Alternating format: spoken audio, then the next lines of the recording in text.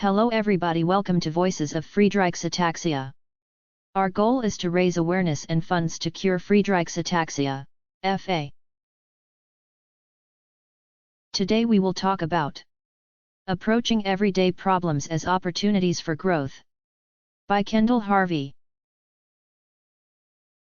One of my favorite books to read to my children is What Do You Do with a Problem? By Kobe Yamada. In it, the book's main character suddenly finds himself facing a problem. He worries about what would happen, and what could happen. The more he worries about his problem, the bigger it becomes, until he finally realizes that he must face it. When he finally does, he realizes that his problem also held something beautiful, an opportunity. This is a beautifully illustrated lesson to absorb when facing our own problems. When I sat down to read the book to my children at the end of an unnecessarily frustrating weekend, I had an epiphany about an unhealthy and disruptive tendency of mine. When an inconvenience, hardship, obstacle, or adversity enters my path, a part of me thinks, seriously. As if dealing with Friedreich's ataxia isn't enough, now this. With Friedreich's ataxia, FA, I think it's safe to say that each day I operate at an average of about a 7 out of 10 in terms of my hardship levels. My FA storm cloud is big and dark and demands that I navigate life with extreme caution. Because of that, I have a predisposition to feel as if I were entitled to an easier path in life because I'm already battling so much. But the reality is that I'm not owed anything more or less than anyone else. FA isn't a get-out-of-jail-free card. Everyone faces adversity, whether big or small, so why should I expect any different?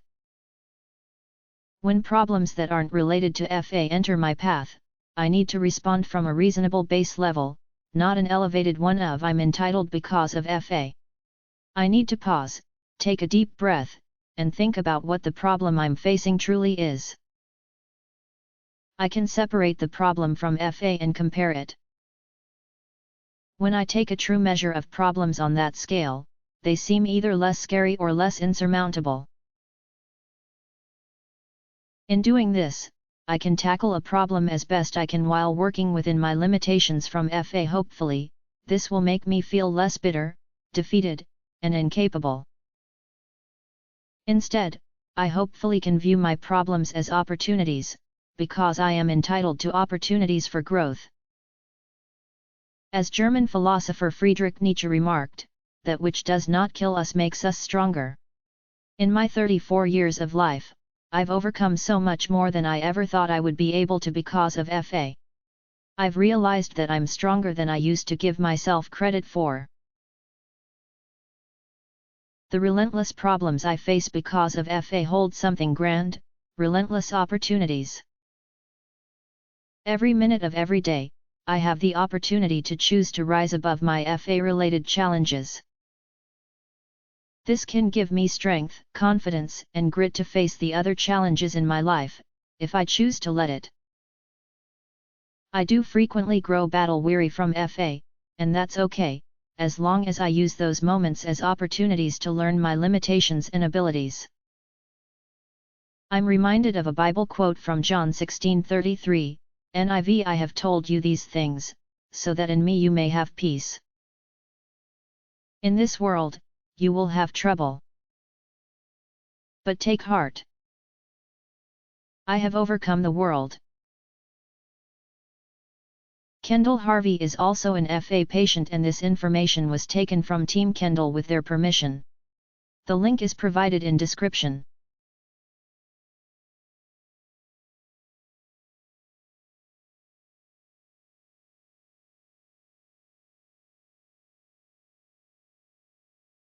Hello everybody, welcome to Voices of Friedrichs Ataxia. Our goal is to raise awareness and funds to cure Friedreich's ataxia, FA. Today we will talk about Starting a Clinical Trial by Kendall Harvey. When diagnosed with Friedreich's ataxia, the first things people usually ask are, what can I do about this? Is there a treatment or cure? Where do I sign up? Then, we receive more bad news. Currently, there is no treatment or cure. But there is a ray of hope. Many passionate and dedicated teams of professionals are working hard to develop a cure. Clinical trials are taking place in the US and all over the world, including in Italy, the UK, and Australia. These trials target different approaches to slowing or stopping the progression of various FA symptoms and effects. The good news is that we know exactly what causes FA, which is genetic, meaning I received a faulty recessive gene from both parents. FA is caused by a communication mishap in the central nervous system. Basically, our cells, which get their roadmap from our DNA, don't replenish and rebuild correctly. They lack a vital energy-producing protein called frataxin. Therefore, our central nervous system can't communicate effectively with our bodies. We become less coordinated as a buildup of ineffective cells grows. Our damaged cells slowly start to outnumber the good cells, leading to a progression of our symptoms. So, we need to fix that. I started my first clinical trial this year, a 48-week, double-blind, placebo-controlled study. As I understand, the investigational therapy is designed to recognize the energy needs of my cells and enable my cellular metabolic rate to enhance my damaged gene expression. In layman's terms, the molecules in this treatment attempt to make the cells in my body that are damaged by FA work more efficiently and more normally. I'm hopeful that this might slow down my disease's progression. It took me a while to decide to participate in a study. I knew that it would be a big commitment of time and energy. I would be putting unknown medicines in my body in the name of science, with the hope of finding a treatment for my progressing symptoms. I also knew that I wanted to have kids, despite FA. I wanted to do this before participating in a trial, due to the fear of potentially lasting harmful effects the investigational treatments might have. When we finished having babies and I was done breastfeeding them, I decided it was time to dedicate my body to FA research. Coincidentally, researchers were actively recruiting for a promising Phase 2 trial. So, I signed up. I was right, a trial is a huge commitment, not only for me, but also for my entire family. It was very emotional. I think this is largely because it is a placebo-controlled study. This means that half of the participants receive active drugs, while the others receive a placebo. The trial also is double-blind, so no one knows if I receive the actual treatment or not. All of the visits, the flights across the country, the nights away from my children, the money I know the pharmaceutical company is shelling out for my participation, it all could be for nothing, in my opinion. I know the placebo is needed for control, but it is hard to convince myself that all of this is worth it for a sugar pill. Every day, I go through so many thought cycles. I think, well, my speech seems a little better, and I'm choking less, so maybe it's actually kind of working. Then I had to start using my walker full-time because my coordination became so poor. I tell myself, well, I guess it isn't working, because I am still progressing. Then, I ask myself, do you think it has lessened progression, as in I might have delayed the walker by a month or two? And if I hadn't been on the trial, maybe I would have started using the walker in November instead of January. I have all of these thoughts, plus many more, and there's a 50% chance I'm not even on the treatment. It's emotional, to say the least. At the end of the day, I am glad I am participating. Yes, it's a lot. But I know that at the very least, I am providing scientists with valuable data on FA progression. I am happy to do my part as a lab rat in the hopes that we, as a community, are that much closer to a cure. Kendall Harvey is also an FA patient, and this information was taken from Team Kendall with their permission. The link is provided in description.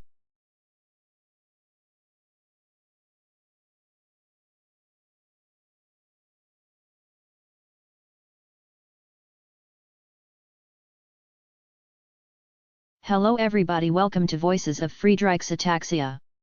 Our goal is to raise awareness and funds to cure Friedreich's ataxia, FA. Today we will talk about When Life Hands You Lemons by Kendall Harvey. Life isn't fair. No one said this would be easy. We have all heard these platitudes and we've all repeated them. And yes, there is truth in these well-worn phrases. Life is hard, messy, emotional, and unexpected, and it's also predictable, inevitable, and complicated. But it can be beautiful, hilarious, fulfilling, and full of lessons to learn. It all comes down to your approach. Last week, I was traveling across the country for another visit for the Friedreich's ataxia clinical trial in which I am participating. Search number Kendall408 on Facebook and Instagram to see more about my journey. As I waited in the handicapped section at the airport with my friend Kelly, the airline's gate attendant tried to get all of the pre-boarding passengers squared away. She approached us and said, "Whose walker is this?" I said, "That's mine." She looked at me in surprise and said, "Oh, but you're too young to have a walker," and then proceeded to check me in. I gave the attendant a polite smile. I could see Kelly biting her tongue to hold in her words. When the airline employee left, Kelly and I talked about the exchange. She said, "You're a bigger person than I am." I would have said something. But I didn't feel right saying something in the heat of the moment. I know that lady meant no ill will, she'd just made a common, albeit ignorant, mistake. Yes, I am young. And no, it isn't common to see a young person using a walker. But she shouldn't have said that. Disability and hardship know no age limit. I use the walker to keep me safe and help me to get from point A to point B. At first glance, I may not look disabled, but that doesn't mean that I am not. I don't want to be disabled, so I do whatever I can to avoid that label for as long as I can. I don't let my walker define me. It's just a piece of equipment, it isn't an extension of me. I refuse to get sucked into a negative, angry, isolated place. I put a smile on my face and put my best foot forward while I can. I want to be a positive light in this world, despite my disability. Life is hard enough without snapping at people who are trying to be sympathetic.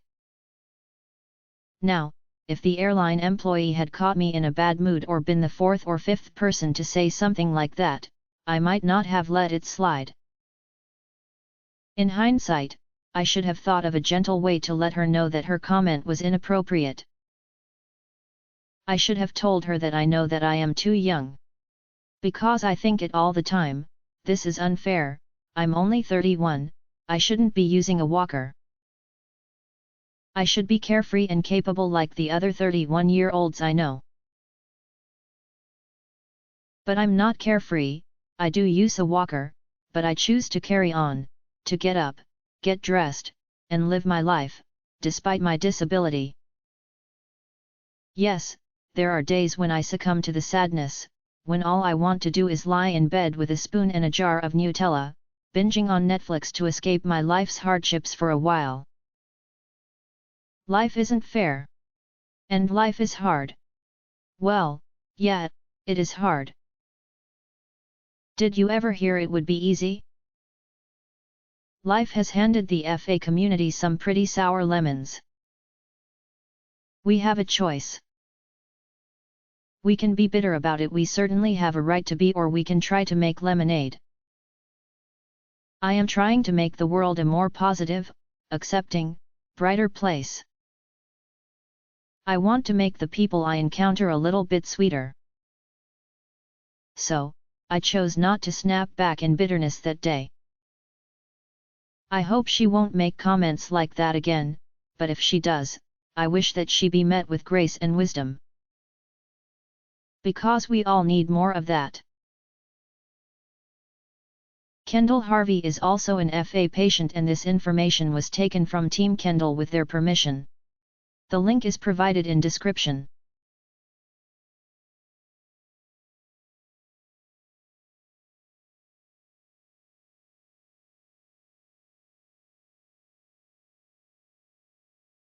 Hello everybody, welcome to Voices of Friedrichs Ataxia. Our goal is to raise awareness and funds to cure Friedrichs Ataxia, FA. Today we will talk about Similarities in Parenting and FA by Kendall Harvey. At first, I resented having Friedrichs Ataxia, FA, because it hasn't allowed me to be the mom I always imagined I would be.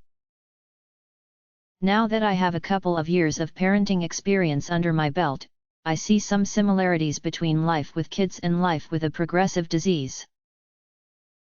For example, you learn something new every day. You learn how to be a nurse, chef, stylist, professional packer, nutritionist, personal trainer, chauffeur, counselor, event planner, maid, personal shopper, teacher, rock star, and a Pinterest-worthy crafter. And you hone those skills daily. You also learn things you never thought you'd learn based on your kids' interests, like all the words to the Moana soundtrack, the correct name of every construction truck, the starting lineup for the Houston Astros, what Daniel Tiger is allergic to, and the favorite color of complete strangers. Right when you think you've got things figured out, FA creeps into a new area of your life and demands more readjustments. So, you learn new, creative ways to get things done. No control. When you have kids, you learn that you have no real control over what they do or say. They are their own people with their own thoughts, feelings, inclinations, and impulses. The best you can do is try to equip them to become kind, decent, intelligent contributions to society. You can't really make them do what you want/think they should do. Our kids will become who they were meant to become, we can just try to steer them towards a greatness. FA is progressive and relentless. It's in our genes, in our very DNA. We can try to strengthen certain muscles or practice certain adaptive techniques, but we can't control what FA does to our bodies. We can just do our best to get safely through the day. Complete strangers feel entitled to your story. When you're out and about with your kids, people will stop you and ask how old your kids are, comment on their looks, offer unsolicited parenting advice, etc. Fortunately, most of this is harmless and carries no ill intentions, but sometimes it's unwelcome. Every now and then, when a mom is having a really bad day and her baby is throwing a tantrum at the grocery store because they couldn't get the green race car shopping cart, that mom probably doesn't want to hear about how gymnastics class transformed your neighbor's son by channeling his excess energy. True story from a fellow mom friend. One day, I was out running errands. When possible, I just use the shopping cart as a walker. I parked in a handicapped spot and snagged a nearby stray cart. A very old man parked at the same time as me in the handicapped spot across from me.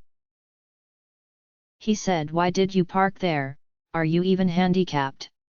I said, "Not that it's any of your business, but yes." I have a genetic disease that is taking away my ability to walk.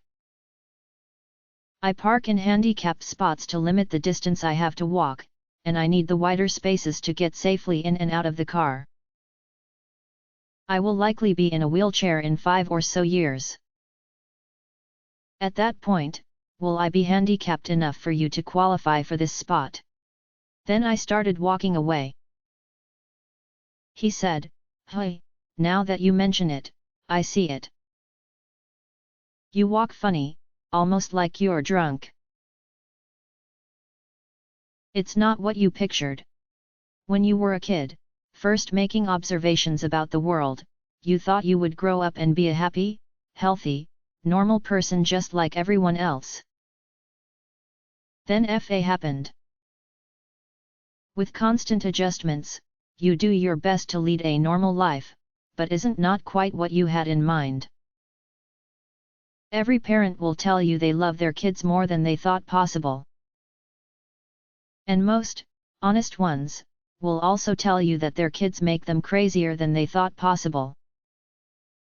My Sunday mornings don't look picture perfect. I imagined everyone dressed in their Sunday best, laughing while we all made waffles together and ate gorgeous fruit before happily loading up and arriving early enough to church to chat with our friends. Let me tell you how many times that's happened: 0. Both parenting and FA take a village to get through the day, for the big stuff and little everyday stuff.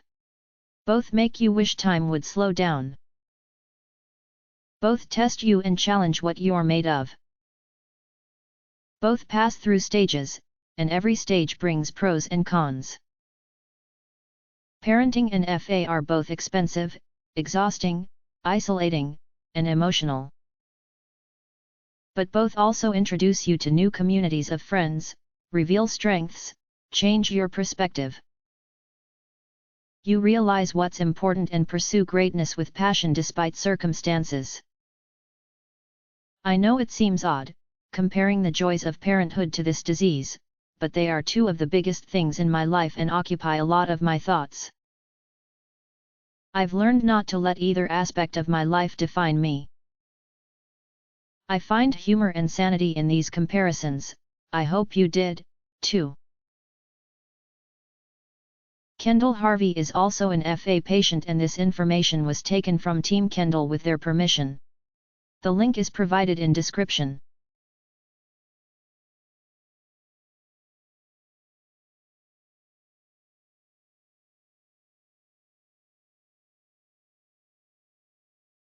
Hello everybody, welcome to Voices of Friedrichs Ataxia. Our goal is to raise awareness and funds to cure Friedreich's ataxia, FA. Today we will talk about A Friedreich's Ataxia Explainer by Kendall Harvey. Describing a progressive genetic disease like Friedreich's ataxia, FA, is difficult. It has a wide range of symptoms, most of which are unique to FA and not easily understood unless you have first-hand experience or a loved one with the condition. In this column, I will address some questions I've received about FA over the years. What causes FA? FA is genetic. I received a faulty recessive gene from both of my parents. The condition is caused by a communication error in the central nervous system. Our cells, which get their roadmap from our DNA, don't replenish and rebuild correctly because they lack the energy-producing protein frataxin. Our central nervous system can't communicate effectively with our bodies, and we become less coordinated as the damaged cells begin to outnumber the healthy cells. What does progressive mean? Progressive means becoming more affected over time. FA usually reveals itself when you realize that you are less coordinated than your peers.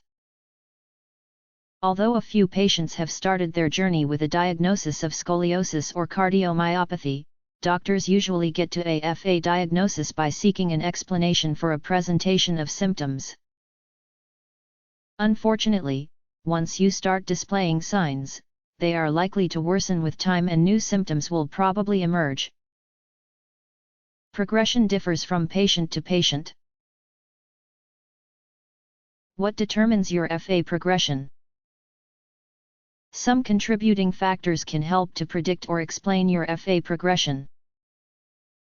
The two main factors are GAA repeats and your age of onset.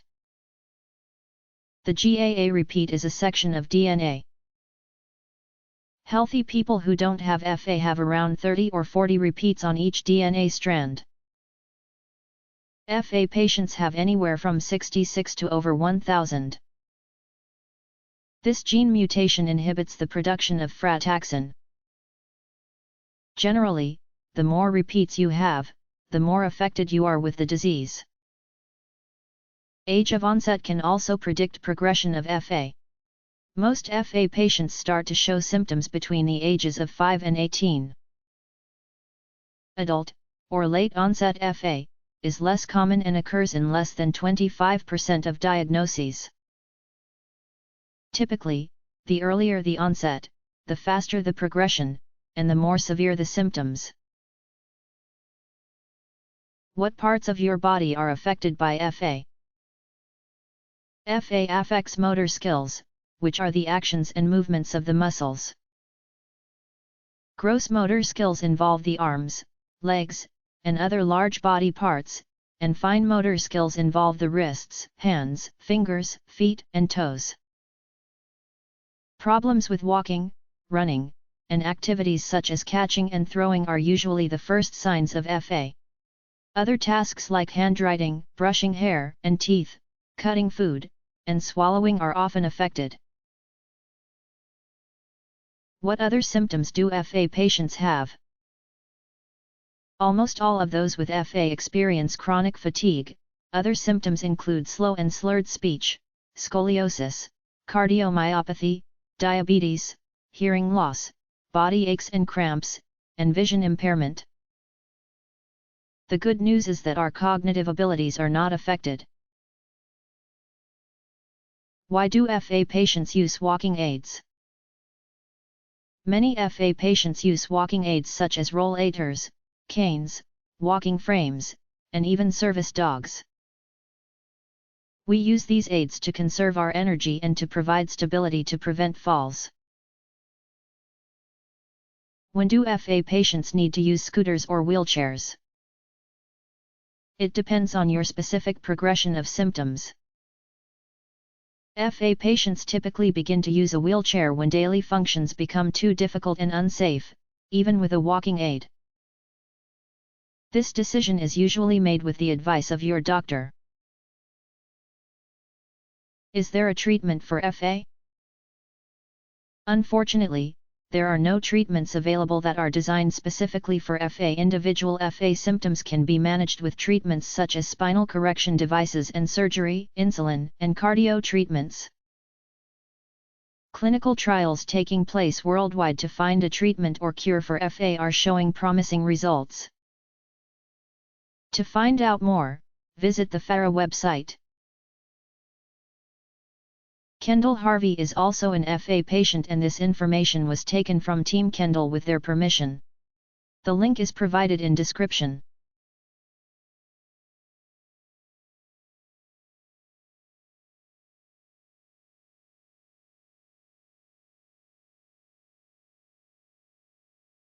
Hello everybody, welcome to Voices of Friedrichs Ataxia. Our goal is to raise awareness and funds to cure Friedreich's ataxia, FA. Today we will talk about My Journey to a Friedreich's Ataxia Diagnosis Part 1 by Kendall Harvey. From the time we are toddlers, we start dreaming about the future. We want to be firefighters, teachers, rock stars, race car drivers, or in my case, a zoologist. There are so many exciting possibilities and we want to do them all. As we get older, we try different activities to see what we like. We craft, we play sports, we bake, we take different classes, we imitate our parents and friends. We see what we are good at and what we enjoy, and then start planning for our futures. We study specialized courses in college or train for certain jobs. We work hard to make our future happen. But what if all of that work, all of those plans, suddenly and drastically change? What if that future you have been working your whole life towards is, seemingly, wiped away in one scary blink of an eye? That's what happened to me at the age of 25. I was diagnosed with Friedrichs ataxia in 2013. Let's rewind a couple of years for the full story. All through school and college I was just like everyone else, physically and in every other way. I had a passion for swimming and joined summer league the first year I could. I swam competitively through my senior year of high school. I even got a waterproof cast the summer I broke my arm between first and second grade so I could keep swimming. I played softball during elementary and junior high. I played volleyball in junior high and half of high school. I was on the track team in high school where my events were long jump, high jump, and triple jump. I danced in many classes and recitals. I found a passion for cheerleading in junior high and did competitive cheerleading until I made the squad in high school. In other words, I was athletically blessed and loved trying my hand at everything.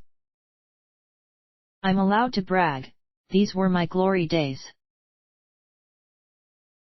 I met my high school sweetheart, Kyle, my sophomore year. I knew by my senior year that I was going to marry him. What can I say? He stole my heart. He was kind, smart, supportive, competitive, passionate, and oh so handsome. We always had adventurous dates and made big plans. Little did I know I was harboring a sleeping giant. Fa provided little hints that I wrote off at the time. Not having reflexes used to be my party trick. Friends would knock on my knees to try to make it jerk and we would all laugh that it didn't happen. I never even thought to ask a doctor about that. I kind of took an athletic break in college. With the exception of my semester of racquetball and jogging for P.E credits, I worked out occasionally, but really just enjoyed being young, healthy, and carefree. Kyle and I got engaged in July 2008 and set a wedding date for November 2009. During our engagement, I graduated early from college and started planning our wedding. A big part of the plans were dance lessons. I was a cheerleader, after all my first dance had to be beautiful.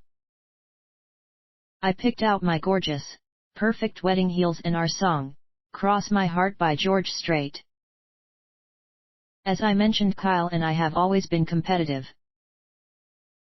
I was ready to wow him with my ability to pick up choreography.